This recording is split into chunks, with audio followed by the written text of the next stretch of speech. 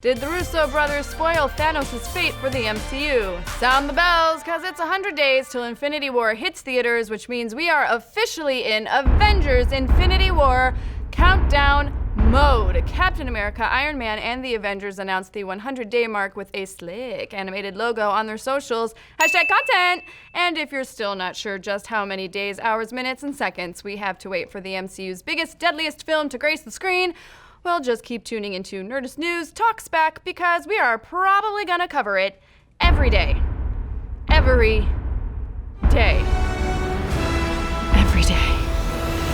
Since we're at T-minus 100 days to go, plus filming on Avengers 4 is wrapping up, we're starting to see the Avengers assemble for the most important mission of all, their press tour. In a recent interview with comicbookmovie.com, co-director Joe Russo had this to say about Thanos: "Darth Vader was the preeminent villain of my childhood, and we're hoping to make a Darth Vader for a new generation." He went on to say that they're trying to achieve a level of photorealism that makes the audience believe. So, first off, has Darth Vader been wiped from our collective consciousness? Because last we checked, Darth Vader is this generation's Darth Vader. Thanos, I'm gonna let you finish, but Darth Vader has been pretty much the centerpiece of the Star Wars universe for over 40 years. At this point, Thanos has been on screen in Marvel films for about 2 minutes. The literal granddaddy of Star Wars has not only maintained an ominous presence in the franchise, but has inspired other Dark Force-wielding villains in the galaxy, most notably Kylo. And speaking of Kylo, if there's anyone who is this generation's Darth Vader, but not Darth Vader, but who really, really wants to be this generation's Darth Vader, it's Darth Vader's grandson, Kylo Ren.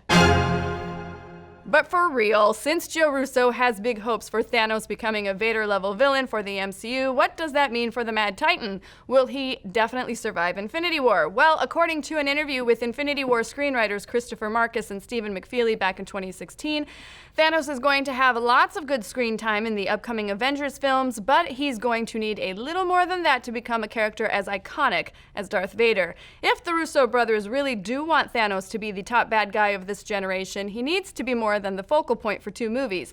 That leads us to believe that he'll survive the events of Infinity War and most likely Avengers 4. Good thing there's a pre-existing comic book universe that tells us exactly what the Mad Titan does after being defeated by the Avengers. After the events of the 1991 comic series Infinity Gauntlet, which the movie Infinity War is largely based on, Thanos is banished to an uninhabited planet by Adam Warlock. Learning the error of his ways, Thanos becomes a simple farmer, and for a while he lives his life growing whatever the space version of potatoes is. Play-Doh potatoes. Wait, Play-Doh. Platonic potatoes. Platonic potatoes? I meant Pluto. Okay. I'm so sick right now. Can we cut that out? Of course, that's not the end of the story for Thanos. He still pops up all the time as an anti-hero or big bad guy in the comics, depending on what day of the week it is, Civil War II, Infinity, etc., because most of the films in the MCU end with the villain being obliterated, shattered, blown up, or turned good for some reason. Loki. Bucky. The MCU is severely lacking in major villains. With confirmation from MCU Grandmaster Kevin Feige that the MCU is going cosmic after the Avengers 4 in an interview back in November, it'd be useful to have a major galactic player like Thanos stick around. Of course, this is until the deal with Fox goes through and Disney can legally use Annihilus or Galactus. But what do you folks think? Will Thanos survive the events of Infinity War? Do you think Thanos could be this generation's Darth Vader? And what space vegetables do you think Thanos grows on his space farm? Our guess is cosmic corn. Also, am I the only one that's sweating in here? I'm really, really hot. Let's discuss. Be sure to like and subscribe, and after you're done doing that, check out the latest episode of Must Watch. Dan and Kyle are up to their usual hijinks and talk about some sick new electric cars that are missing some important things, like, steering wheels and gas pedals, and probably drivers. Facebook users, give us a like, and YouTube users, click on the little bell to get notified every time a new video pops.